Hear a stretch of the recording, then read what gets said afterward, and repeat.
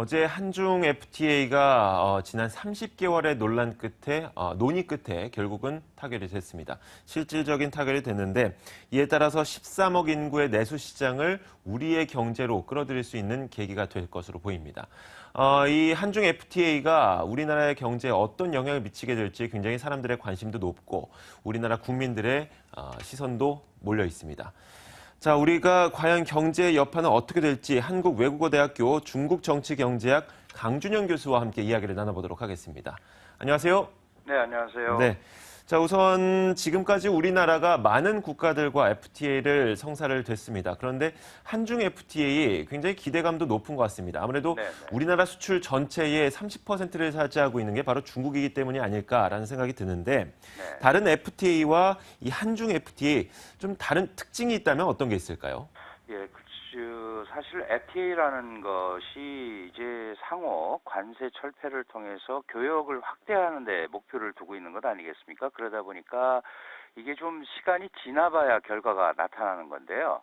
문제는 이제 한중 FTA 같은 경우는 시작부터 이해득실이 비교적 명확하게 나타나는 그런 어떤 구조적 틀을 가지고 있습니다. 예를 들면 이미 FTA 시행 이전에도 그 중국의 많은 농산물들이 한국 시장을 잠식하고 있었기 때문에 FTA가 체결이 되면 한국의 농산물 피해가 더 확대될 거다. 이렇게 이제 명확하게 나와 있는 것 아니겠습니까? 거기다가 중국은 또 석유화학이라든가 전자, 반도체 이런 데서 약점을 갖고 있기 때문에 이걸 지키려고 애를 쓰는 그런 형국이 이제 구조적으로 펼쳐졌는데요.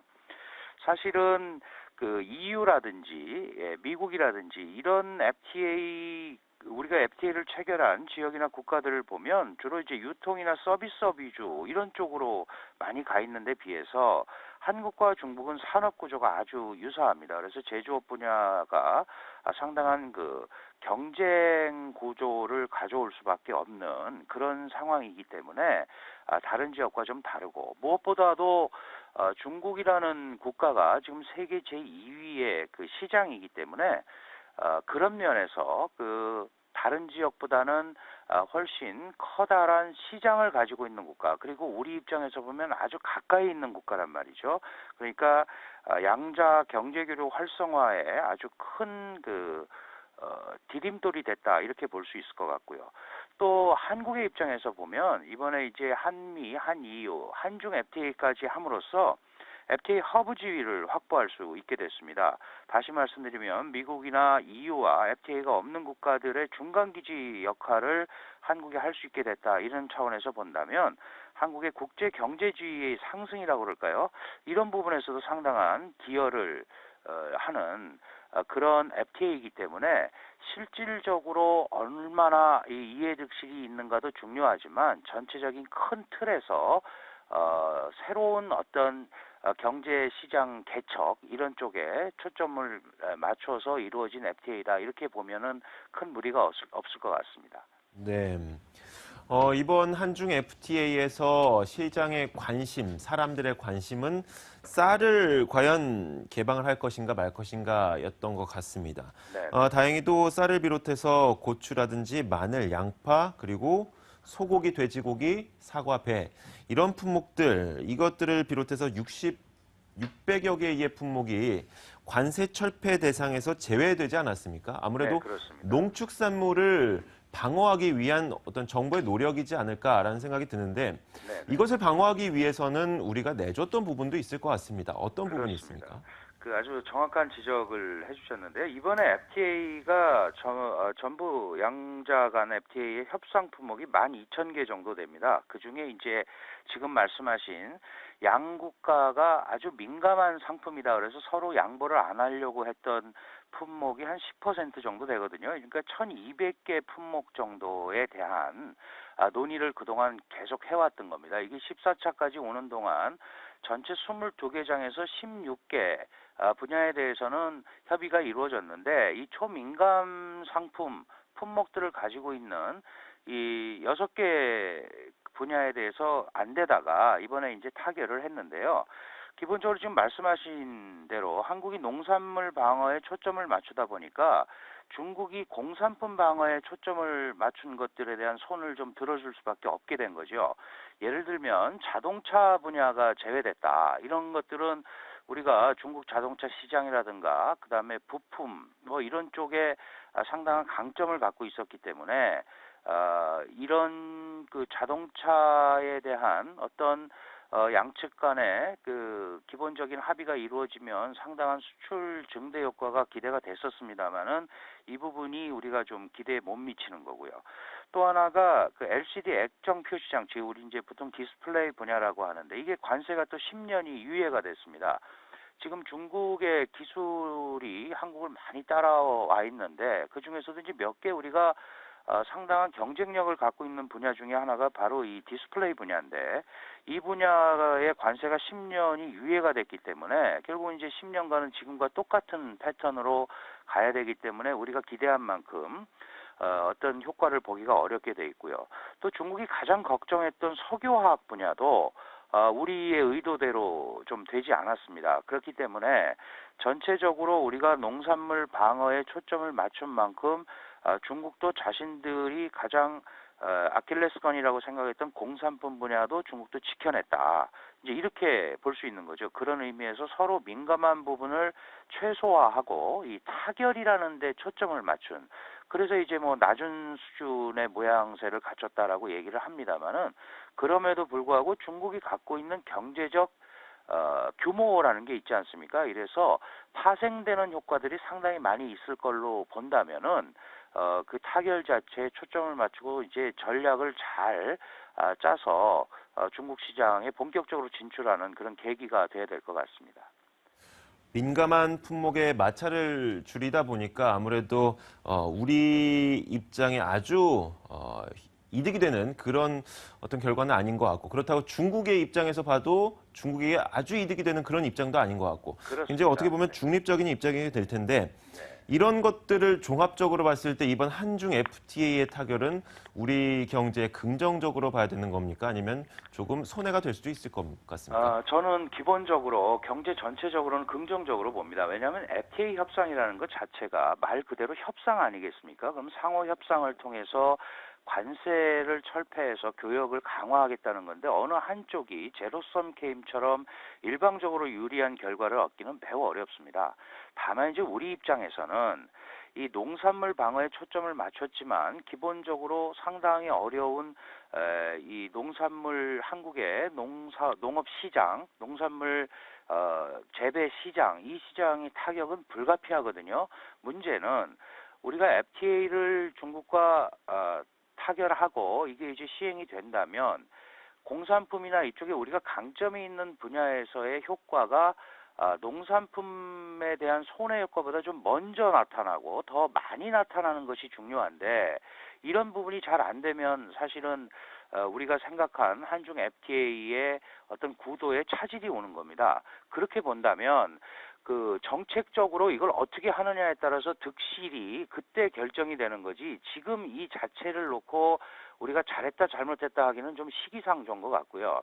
기본적으로 FTA가 경제 협상이고 경제 동맹을 맺는 거긴 합니다만 전반적으로는 이게 또 정치 외교적인 함의도 지니고 있거든요. 그래서 국가 전략상 종합적으로 판단을 한 거고 어쨌든 상당히 그 큰 규모 세계 최대의 시장, 자본 투자 시장인 중국이 공식적으로 우리한테 상호 대등한 관계에서 일단 뭐 아주 높은 수준은 아닙니다만은 문을 열었다는 점에서는 우리한테 기회를 제공하는 요인이 훨씬 많을 거고 그 부분을 과연 우리가 어떻게 잘 잡느냐 하는 데 초점이 맞춰져 있다 이렇게 볼 수 있을 것 같습니다. 네, 알겠습니다.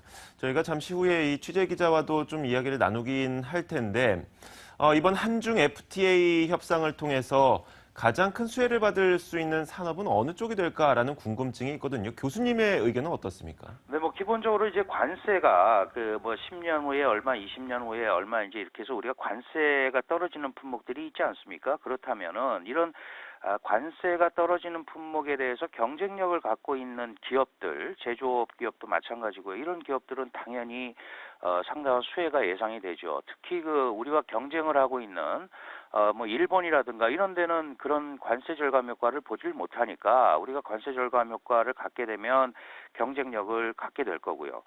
뭐 기본적으로 잘 아시겠습니다만은 지금 일단 이 그 FTA를 통해서만도 한국의 대중 수출액 중에 약 한 9조 4천억 원 매년 이 정도가 관세가 없어지는 거거든요. 그렇다면 이런 분야에서 경쟁력을 갖는 기업들의 제조 물품은 기본적으로 수혜를 받게 되고요.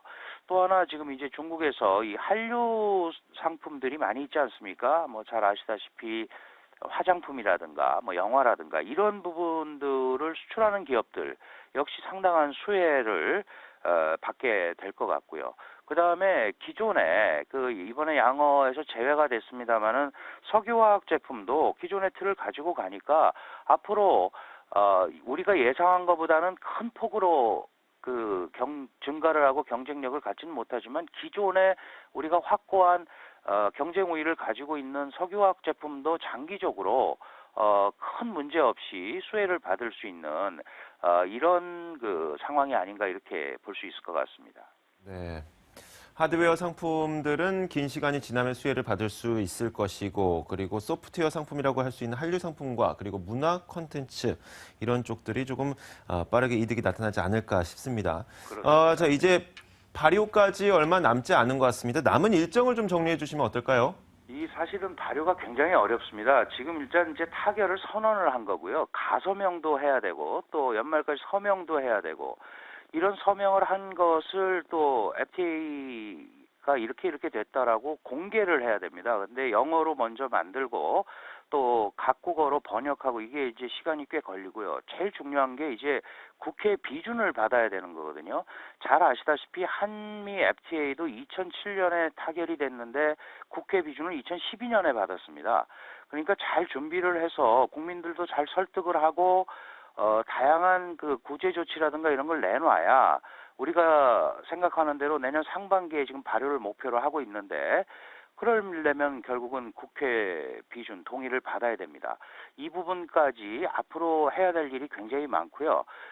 여기서 잘 이런 고리들이 풀어 나간다면 상당하게 빨리 진행이 될 수 있지만 그렇지 않으면 중국은 사회주의 국가니까 국가가 밀어붙이면 되는데 우리는 그렇지 않지 않습니까? 그래서 이게 보조를 맞춘다는 차원에서 우리도 상당 부분 노력을 경주하고 국민에게 알리고 설득하고 미리 손해가 날 수 있는 부분에 대한 구제 조치들을 선제적으로 제시하고 이렇게 해야 정부가 생각하는 대로 상반기에 발효가 될 수 있지 않을까 이렇게 생각이 됩니다.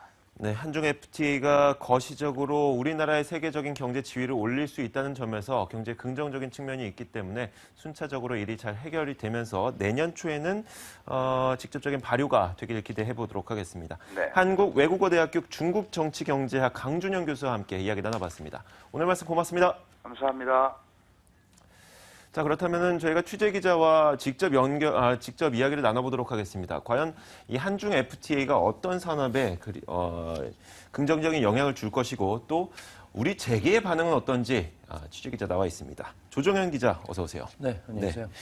자, 우선 한중 FTA가 발효가 되고 나서 재계 쪽에서는 어떤 반응을 보였습니까? 네, 일제히 환영 의사를 모두 밝혔습니다. 일단 올해 들어서 전분기 대비 그 GDP 성장률이 계속 1%를 밑돌았습니다. 0.9% 이런 수준에 그쳤었고요.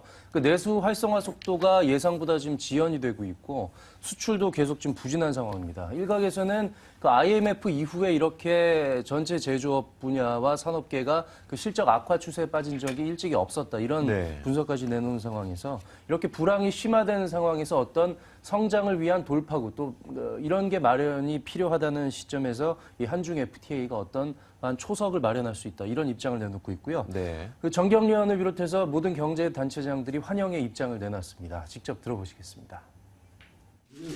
우리가 좀 더 규모 있게 대량 생산도 할 수 있고 또 국내 시장 같이 우리가 취급할 수 있기 때문에 경쟁력이 대한민국 기업들이 경쟁력이 높아질 거라고 생각하고 있습니다. FTA 민간 대책위원회는 우리의 최대 교역국인 중국과의 FTA 협상이 실질적으로 타결된 것을 크게 환영합니다.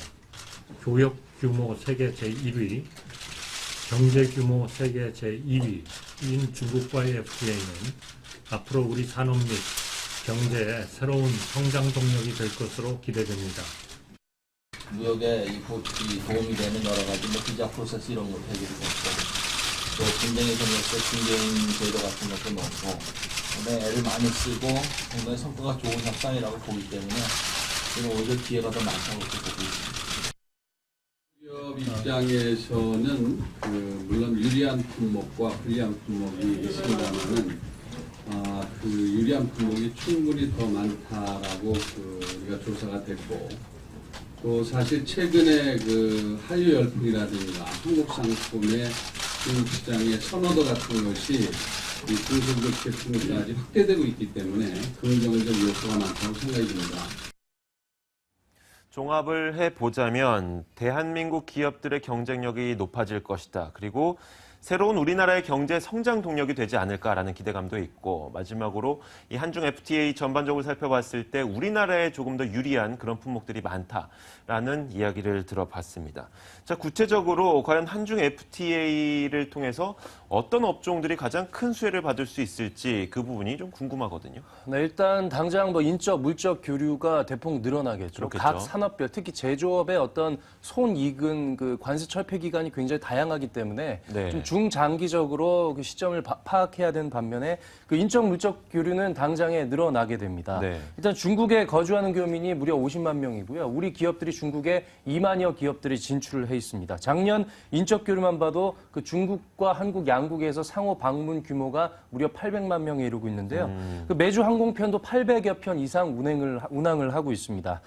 이렇게 지금 FTA가 타결되면서 물동량이 늘고 인적 규례가 늘어나면 이런 항공 수요가 크게 확대될 것이란 건 자명하고요. 최근에 항공업계가 굉장한 실적 악화 상황에 놓였는데 어떤 경쟁은 심화되고 있지만 수요가 늘어나면서 이 한중 FTA가 새로운 돌파구가 될 수 있다. 이런 전망이 나오고 있고요. 특히 해운의 경우에는 대형 선사들보다는 중소해운사들의 어떤 이득이 예상이 되고 있습니다. 특히 동북아를 중심으로 하는 한국과 중국, 일본 이런 영내 서비스를 중심으로 하는 이 중소 중견 해운사의 어떤 성장 동력 발판이 예상이 되고요. 특히 단계적으로 비자 면제 범위가 확대되면 여행업계에 큰 수혜가 있을 수 있습니다. 작년에 중국 관광객이 432만 명이었고요. 그 관광객들이 우리나라에서 쓰고 간 돈이 7조 7,600억 원입니다. 일각에서는 이 여행업계에서 이 중국인들의 방문객이 최대 1억 명까지, 연간 1억 명까지 크게 늘어날 수 있다. 이런 전망까지 나오고 있습니다. 네, 알겠습니다. 지금 이야기를 했던 수혜 업종은 사실 약간은 어느 정도 하드웨어 부분이라고 얘기를 할 수가 있을 것 같습니다. 네. 왜냐하면 원가 투입 비용이 좀 있는 것 같은데, 원가 투입 비용이 굉장히 작고 수익을 극대화할 수 있는 업종이 또 있지 않습니까?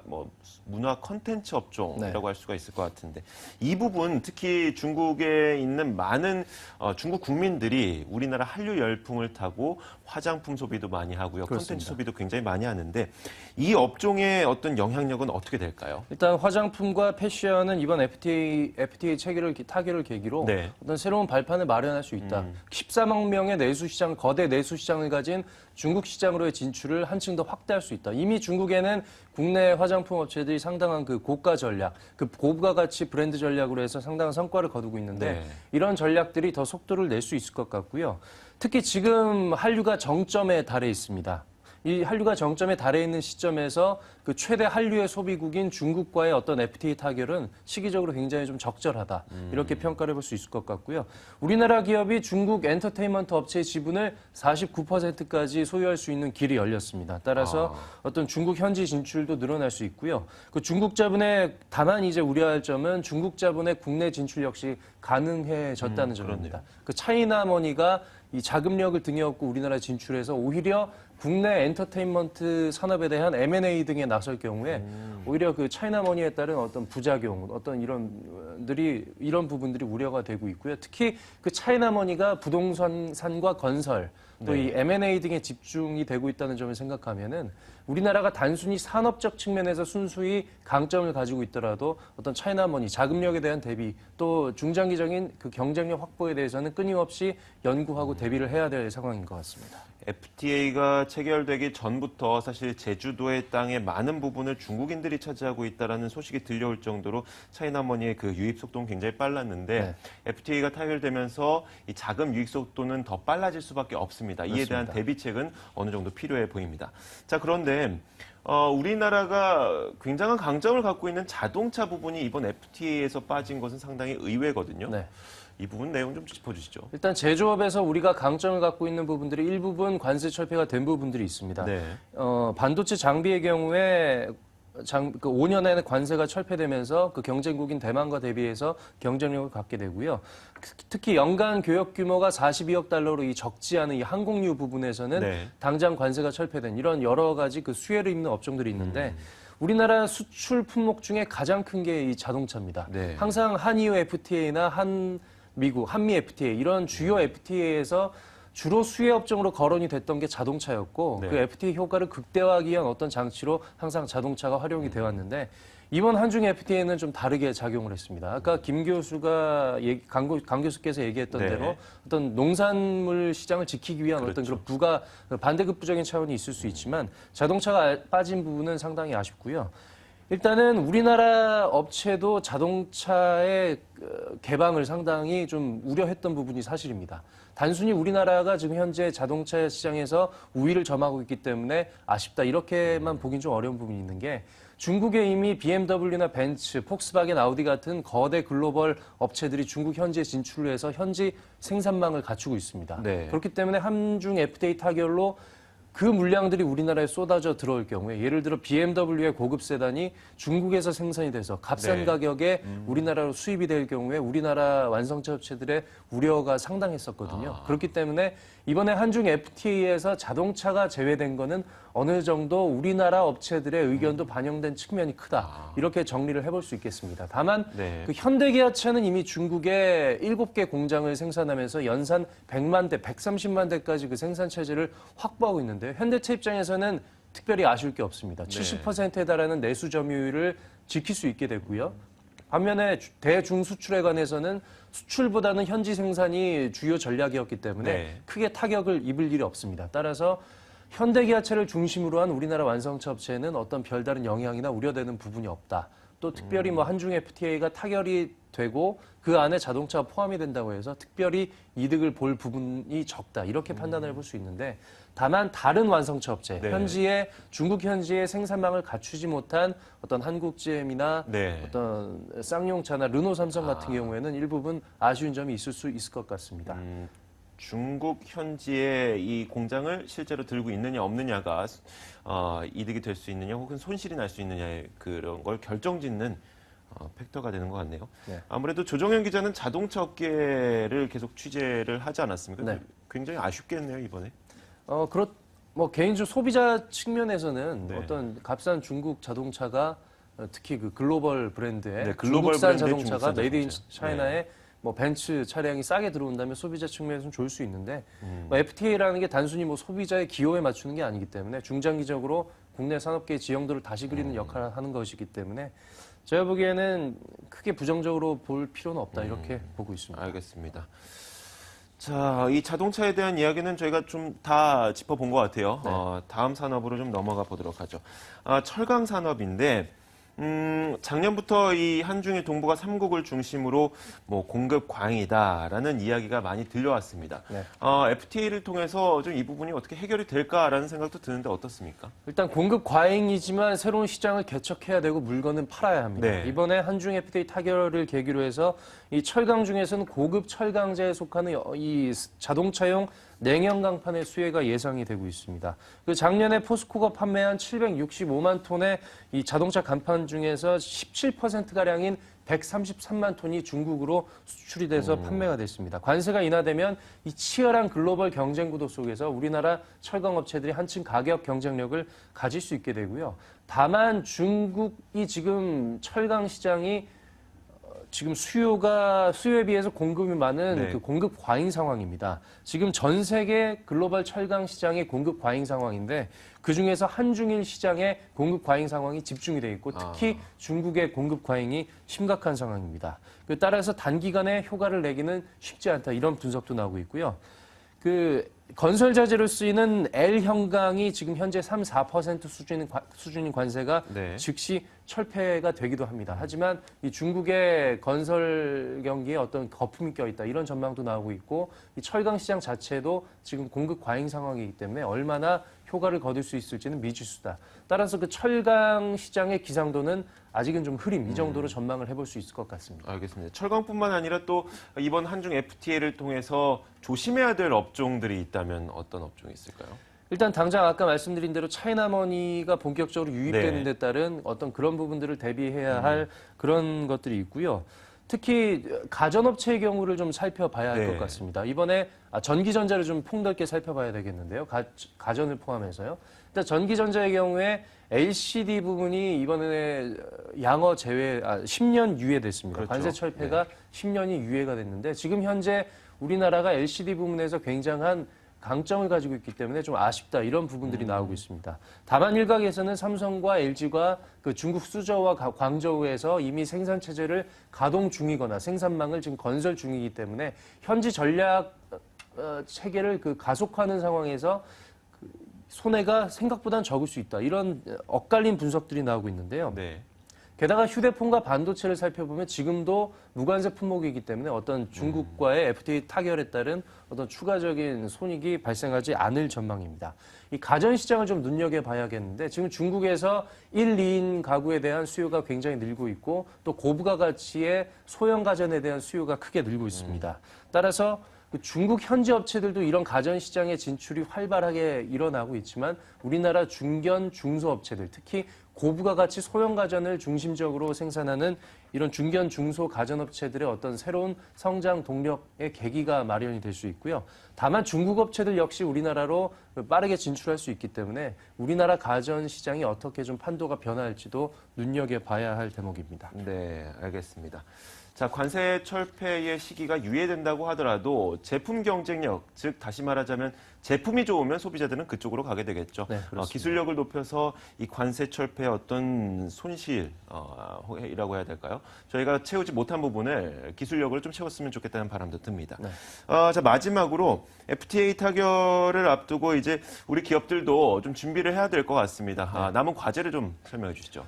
남은 과제는 방금 말씀드린 네. 대로 얘기하신 대로 어떤 잘 팔린 물건을 많이 만드는 게 지금 그렇죠. 관건입니다. 어떻게든 고부가 가치 제품과 기술들을 많이 개발을 해서 중국 시장을 개척을 해야 될 테고요. 다만 농산품을 지키고 공산품을 판다 이런 어떤 전형적인 FTA 구도에서는 조금 벗어날 필요가 있다 이런 분석도 나오고 있습니다.